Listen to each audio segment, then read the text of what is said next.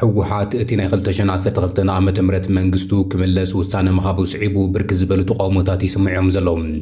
ኣካላት ሕወሓት ዝኾኑ ተተካእቲ ማእኸላይ ኮሚቴ ንዳግማይ ስልጣን ምጭባጥ ዝግበር ዘሎ ጻዕሪ ንትግራይ ናብ ኩናትን ዲፕሎማስያዊ ተነጽሎ ዝወስድ ምዃኑ ኣጠንቂቖም ኣለዉ ብተመሳሳሊ እውን ኣይተ ዓለም ገብረዋህድ ዝሓዞም 4 ኣባላት ሕወሓት እውን ዶክተር ደብረጽዮን ተቃይሞም መርገጺ ሒዞም ኣለዉ እዚ ከምዚሉ እናሃሎ ድማ ሓደ ውድብ ንሕወሓት ማፍያ ጉጅለ ክብል ብወግዒ ብምግላጽ ኣብ መጻኢ ዕድል ትግራይ ዝውስነሉ ዝኾነ ዓይነት ስልጣን ከም ዘየለ ኣዘራራቢ መግለጺ ሂቡሎም ነዚ ዝምልከት ሓበሬታ እውን ሒዝና ኣለና ኣዘራራቢ መፍንጃር ነታውጊ ኣጋጢሙሎም ኣብ ከተማ ውቕሮ ኣጋጢሙ ዝተባሃለ መፍንጃር ነታውጊ ጉድኣት ከም ዘብጽሐ እውን ተገሊጹሎም ኣብ መንጎ ኢትዮጵያን ኤርትራን ሕዚ እውን ውጥረታት እናገደደ ቀጺሉሎም ቀዳማይ ሚኒስትር አብይ አሕመድ ንኣሽቱ ሃገራት ወሰንቲ መስመራት ባሕሪን ምሕላው ስለዘይኽእላ ከም ኢትዮጵያ ዝኣመሰለ ዓቕሚ ዘለወን ሃገራት ክሳተፋ ይግባእ ድሕሪ ምባሉ ኣብ ኤርትራ ልዑል ቁጥዕ ፈጢሩላ እቲ ኣብ መንጎ ኢትዮጵያን ኤርትራን ዘሎ ውጥሪ እናገደደ መጺኡ ኣሎ ኤርትራ ንጀነራል ጻድቃን ገብረትንሳኤ ዝሓወሰ ናይ ጽፍዒት መልሲ ሂባላ እዚ እውን ክንነግረኩም ኢና ኣብ መንጎ እስራኤልን ሊባኖስን ናይ 10 መዓልታት ዝጸንሐ ደውታ ተኹሲ ተግባራዊ ምግባሩ ስዒቡ መንግስቲ ኢራን ነቲ ንንግዲ ነዳዲ ዓለም ወሳኒ ዝኾነ መተሓላለፊ ሆርሙዝ ሙሉእ ብምሉእ ከም ዝኸፈቶ ገሊጹሎም ከመይ ጸንሑ ክቡራትን ክቡራናን እዚ ፕራይም ትግርኛ እዩ ንሕዚ ዘዋድናልኩም ኣዝዮም ኣገደስቲ ምዕባለታት ኢና ሒዝና ቀሪብና ዘለና ቻናልና ሰብስክራይብ ብላይክ ሸር እንዳገበርኩም ክትከታተሉና ኢና ንዕድመኩም ናብ ዝርዝሮም ኣቢልና ሕወሓት ናይ 2012 ዓመተ ምህረት መንግስቲ ክምለስ ውሳነ ምሕላፉ ስዒቡ ብርክት ዝበሉ ተቃውሞታት ይስምዑሎም እቲ ተቃውሞ ድማ ካብ ወገን ማሕበር ሕወሓት ምዃኑ ኣዘራራቢ ኮይኑሎም ቤት ጽሕፈት ተተካእቲ ማእኸላይ ኮሚቴ ሕወሓት ንውሳነ ሕወሓት ብምቋም መግለጺ ኣውፂሎም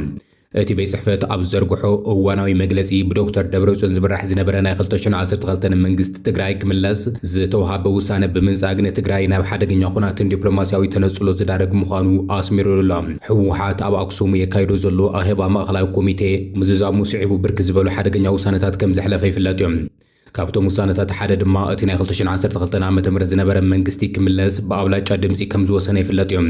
ኣብቲ ብ38 ድምጺ ደገፍ ረኺቡ ጸደቐ ውሳነ ግዝያዊ ምምሕዳር ትግራይ ክፈርስን ውዕሊ ፕሪቶሪያ እውን ብተመሳሳሊ ከም ዘይነበረ ተሓሲቡ ናብቲ ኣብ ባጉሜን 2012 ዓመተ ምህረት ዝነበረ ብሄራዊ ክልላዊ መንግስቲ ትግራይ ንመለስ ዝብል እዮም እዚ ሓደገኛ ውሳነ ሕወሓት ብግልጺ ናብ ኩናት ከምርሕ ከም ዝኽእል ኣብ ዝግለጸሉ ዘሎ እዋን ተቃውሞታት እውን ይስምዑም ዘሎም እቲ ውሳነ ብኣባል ማእኸላይ ኮሚቴ ሕወሓት ዝኾነ ዓለም ገብረዋህድ ዝሓዞም 4 ኣካላት ኣመራርሓ ሕወሓት እውን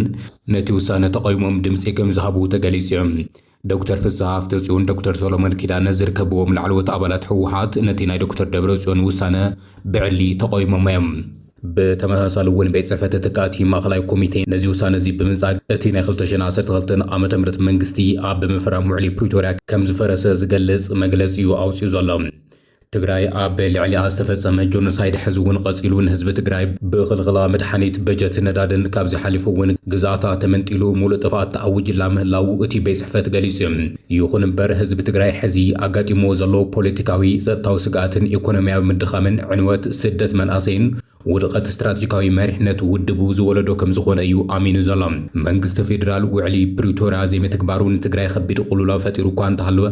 ትግራይ በወታደራዊ መንግስቲ ወይ እውን ብትልሙድ ፖለቲካዊ ብስሩና ሕወሓት ናብ ኑር ከም ዘይትምለስን ኮታስ ብሕጋዊ መንገዲ ናብ መረፃ እንትተሰጋገር ጥራሕ ምዃኑ እዩ ገሊጹ ዘሎ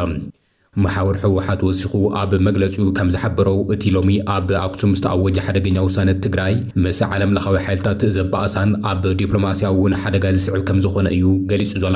ዓቕምታት ትግራይ ዝበታትን ውሳነ ሕወሓት ዝተቃወመ እቲ ኣብ ስልጣን ዘየለ ሓይሊ ኣብ መንጎ መራሕቲ ትግራይ ክፍጠር ዝኽእል ሓደገኛ ሃዋህው ከም ዘስግኦ እውን ገሊጹ ብመሰረት እዚ ድማ እቲ ቤት ጽሕፈት 6 ናይ መፍትሒ ሓሳባት ተቐሪቡ ኣብ ትግራይ ሓቓፋይን ተኣማናይን ግዝያዊ መንግስቲ ክትከል ብኡ ኣቢሉ ድማ ናብ መረፃ ክኸይድ ሕወሓት እውን ነዚ ተሓባሪ ክኸውን እዩ ጸዊዑ ዘሎ ሕጋውን ሓድነት ዘለዎ ፖለቲካ ዘሰጉሙ ተጋሩ ሓይልታት ዝሳተፈ መድረኽ ክካየድ እውን ጸዊዑ እዩ ኣብ መንጎ ተጋሩ ሓይልታት ምትእማን ክፍጠር ንብሔራዊ ሓድነት እውን ክጠናኸር ጸዊዑ እዩ ኩሎም ሲቪል ማሕበራት ዲያስፖራ ድማ ፍትሒ ትግራይ ኣጀንዳ ክግበር ንማሕበረሰብ ዓለም ክቃለሱ ጻውዒ ተቐሪቡ ኣብ መወዳእታ እቲ ተተካእ ሓይሊ መንግስቲ ፌደራል ነቲ ውዕሊ ፕሪቶሪያ የፍርሶ ዋላ እኳ እንተሃለወ ብወገን ትግራይ ግና እቲ ውዕሊ መቃለሲ ክኸውን ከም ዝግባእ ብምግላጽ ተቐዳዲምኻ ኣፍሪስኻ ናብ ኩናት ምምራሕ ግና ኣዝዩ ሓደገኛ ከም ዝኾነ እዩ ተቃውሞ ገሊጹ ዘሎ እቲ ኣብ ኣክሱም ዝካየድ ዘሎ ኣኼባ ማእኸላይ ኮሚቴ ጽባሕ ክዛዘምን መግለጺ ክወጽሉን ትጽቢት ኣብ ዝግበረሉ ዘሎ እዋን ኣብ መንጎ ኣመራርሓ ሰራዊት ትግራይ እውን ከቢድ ክትዕ ከም ዝፈጠረ ይግለጽ እዩ ዘሎ። ኣብ መንጎ ኢትዮጵያን ኤርትራን ዘሎ ወጥሪ እናገደደ መጽኡ ኣሎ።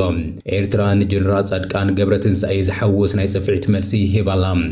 ቀዳማይ ሚኒስትር አብይ አሕመድ ንኣሽቱ ሃገራት ወሰንቲ መስመራት ባሕሪ ንምሕላው ስለ ዘይኽእላ ከም ኢትዮጵያ ዝኣመሰለ ዓቕሚ ዘለወን ሃገራት ክሳተፋ ከም ዘለወን ክገልጽ እንከሎ ኤርትራ ድማ ብኣንጻሩ ተሪር ግብረ መልሲ ካብ ኣስመራ ብወገን ኤርትራ ድማ ተሪር ግብረ መልሲ ካብ ኣስመራ ተዋሂቡላ። ቀዳማይ ሚኒስትር አብይ አሕመድ ምስ ሃገራዊ ቴሌቪዥን ኢቢሲ ኣብ ዘካየዶ ክልተ ክፋላት ዘለዎ ቃለ መሕተት ኢትዮጵያ ኣብ ደገ ባሕሪ ምርካብ ናይ ህላው ኣብ ጉዳይ ከም ዝኾነ ገሊጹ ወሲኹ ድማ ንኣሽቱ ሃገራት ነቶም ወሰንቲ መስመራት ባሕሪ ንምሕላው ዓቕሚ ስለ ዘይብለን ከም ኢትዮጵያ ዝኣመሰላ ዓበይቲ ሃገራት ክሳተፋ ከም ዘለወን ተዛሪበ። ነዚ ድማ ብወገን ኣስመራ ዓብዪ ምጉሃር ፈጢሩላ። እቲ ብረቡዕ 15 ሚያዝያ 2026 ዝተዘርግሐ ናይ መወዳእታ ክፋል ቃለ መሕተት አብይ አሕመድ ብቐንዱ ኣብ ጽላትን ማኒፋክቸሪንግ ዘተኮረ ነይሩ። ኣብዚ ዓውዲ እዚ ከቢድ ጸገም ከም ዝፈጠረ ድማ እቲ ቀዳማይ ሚኒስትር ገሊጹ ኢትዮጵያ ዜጋታታ ብእኹል መንገዲ መጊባ ኣብ ዓለም ክትወዳደር እንተኮይና እቲ ዝዓበየ ዕንቅፋት ዝኾነ ወደብ ዘይምህላዋ እዩ ዝበለ አብይ ወደብ ባሕሪ ዘይምህላው ናይ ሎጂስቲክ ወጻእታት ካብ ጉራብቲ ሃገራት ካብ 50 ክሳብ 100 ሚእታዊ ንኽውስኽ ምክንያት ከም ዝኾነ እውን ኣመላኺቱ። አብይ አሕመድ ወሲኹ ከም ዝገልጾ ናይ ኢንተርኔት ሓበሬታ ዝመሓላለፈሎም ገመዳት ትሕቲ ባሕሪ ብኻልኦት ሃገራት ክሓልፉ ከለው እቲ ሓበሬታ ናይ ብሕቲ ኣይኮነን ሚስጥር የለን ማለት እዩ ብምባል ሚስጥራውነት ሃገራዊ ሓደጋ ከም ዘሎ እዩ ሓቢሩ ዘሎ። ነቲ ሕዚ ኣብ ማእኸላይ ምብራቕ ዝካየድ ዘሎ ኩናት ከም ኣብነት ብምጥቃስ ድማ ኢራን ዝዓፀወቶ መጻበብ ሆርሙዝ ዕጡቓት ሕቲ ኣብ መጻበብ ባብ ኤል መንደብ ዝፈጥርዎ ዘለዎ ስጋትን ብቐጥታ ንኢትዮጵያ ይጸሉ ምህላው እዩ ገሊጹ ዘሎ። ንሕና ረብሓና ክነሕሉ ኣይከኣልናን ዝበለ ኮይኑ እዚ ድማ ንኣሽቱ ሃገራት እቲ መጻበብ ክሕልዎ ስለ ዘይከኣላ እዩ ክብል እዩ ተዛሪቡ ዘሎ። ኣብቲ ቃለ መሕተት ወሲኹ ኢትዮጵያ ኣብ 1991 ኣብ 1993 ኤርትራ ናጽነታ ክትእውጅ ከላ ጥልመት ተፈጺምዋ እዩ ዝብል ሙግት ዳግማይ ተላዒሉ እዩ። ፊልድ ማርሻል ብርሃኑ ጁላ ፕሬዚደንት ታየ ኣጽቀሥላሴ ዝርከብዎም መራሕቲ ኢትዮጵያ ኢህኣደግ እንተወሓደን ወደብ ዓሰብ ንምውናን ክከራኸር ይኽእል ከም ዝነበረ ብምጥቃስ ይማጎቱ እዮም። መንግስቲ ኢትዮጵያ ቀይሕ ባሕሪ ወደብ ክውንን ዘለዎ ድሌት ግን ግድን ክፍጸም ዘለዎ ጉዳይ ምዃኑ እዩ እቲ ቀዳማይ ሚኒስትር ኣስሚሩ ዘሎ።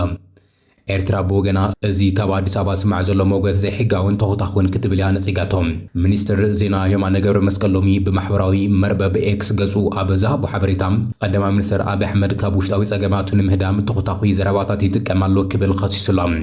ሚኒስትር የማነ ገብረ መስቀል ነቲ ስርዓት ፖቶምኪን ክብል ዝጽውዑ ስርዓት ብልጽግና ነቶም ኣብ ጎኒ ቀዳማይ ሚኒስትር ደው ዝበሉ ወታደራዊ መራሕቲ ከም በዓል ጀነራል ጻድቃን ገብረትንሳኤ ሓንጨ መንጭ ክብል ኣላጊጹሎም እዩ። ዋላ እኳ ኣብ መንጎ ክልቴን ሃገራት ዘሎ ርክብ ሙሉእ ብምሉእ እንተይተበተኸ እዚ እናገደደ ዝመጽእ ዘሎ ናይ ቃላት ኩናት ግና ኣብቲ ዞባ ሓድሽ ደማዊ ግጭት ከይውላዕ ዓብዪ ስጋት ፈጢሩ ከም ዘሎ ውዒሉ ዝሓደረ ስጋት እዩ። ኣብ ከተማ ውቕሮ ምፍንጃር ሓደጋ ነታውጊ ከም ዘጋጠመ ፖሊስ እታ ከተማ ገሊጹ። 9 ሚያዝያ 2018 ዓ.ም ረፋድ ኣብ ከተማ ውቕሮ ዘጋጠመ ሓደጋ ምፍንጃር ነታውጊ ብስንኪ ኣብ መንጎ 3 ሰባት ዝተፈጠረ ሓደጋ ጎንፂ ከም ዝኾነ ፖሊስ ገሊጹ። ብምኽንያት ናይ ገንዘብ ጉዳይ ናይ ዘይምርዳእ ዝተፈጠረ ከም ዝኾነን ክሳብ ሕዚ ካብቶም ቃሎም ዝሃቡ ተጠርጠርቲ መጠን እቲ ገንዘብ ድማ ኣሳት 500,000 ብር ከም ዝኾነ ብምሕባር ካብቶም 3 እቲ ሓደ ተጠርጣሪ ካብ ጅቡእ መድሓኒት ኣውፅኡ ድሕሪ ምውሓድ ነቲ ናይ ጭስ ቦምቢ ከም ዘፈንጀሮ ዝገለጸ ፖሊስ ኣብ ሰለስቲኦም ተጠርጠርቲ ናይ ውልቀ ተበዳሊ ንብረት ቀሊልን ከቢድን ሓደጋ ከም ዝበጽሐን ሓላፊ ምጽራይ ገበን እታ ከተማ ዋና ሳጅን ነጊሶም ሰሎሞን ገሊጹ።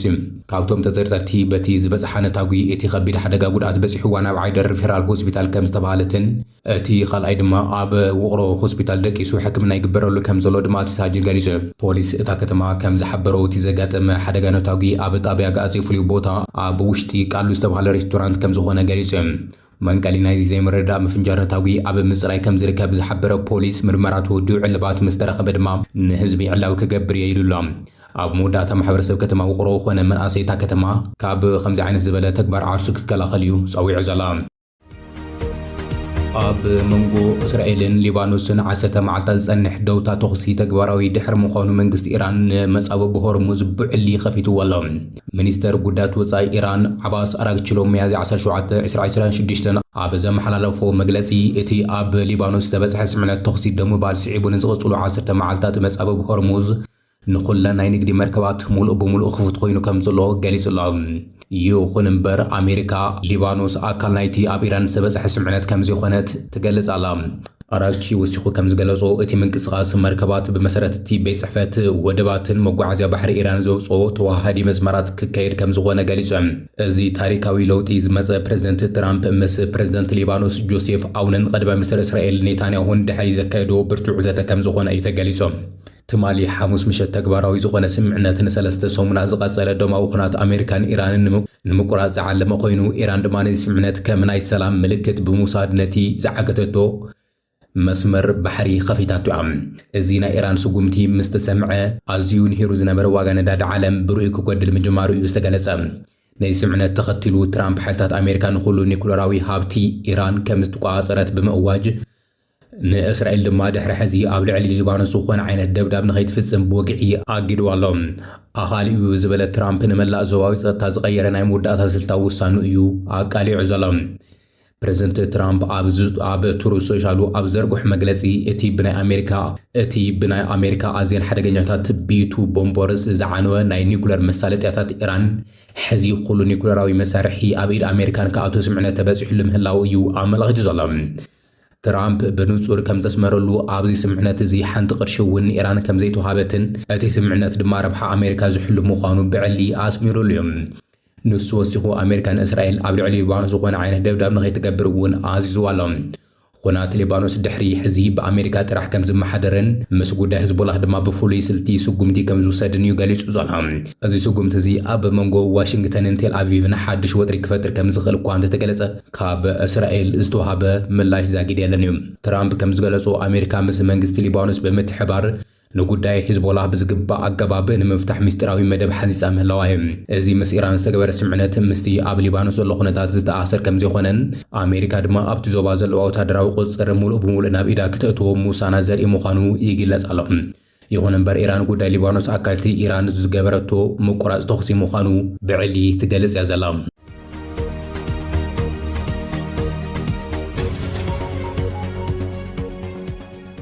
ክብራትን ክብራንን ዜናታትና ብዝያዝምና ለና ሕብርኩምና ስለዝጸናዕኹም ኣዚና ነመስግን። ቻናልና ሰብስክራይብ ስለዝገበረኹም እውን ኣዚና ነመስግን።